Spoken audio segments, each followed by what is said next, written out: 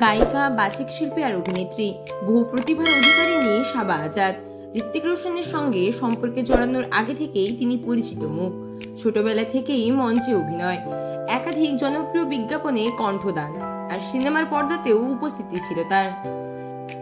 কিন্তু ঋত্বিকের প্রেমিকা ট্যাগটাই যেন তার জন্য হয়ে উঠেছে অভিশাপ। ট্রোলিং এর পাশাপাশি তার প্রতিভা নিয়েও প্রশ্ন তুলেছে নেটপাড়ার বাসিন্দারা। কাজের সুযোগ কমতে শুরু করেছে। অনেকে সরাসরি বলছেন, নামী তারকার প্রেমিকা হলে কাজ করার আর দরকার কি?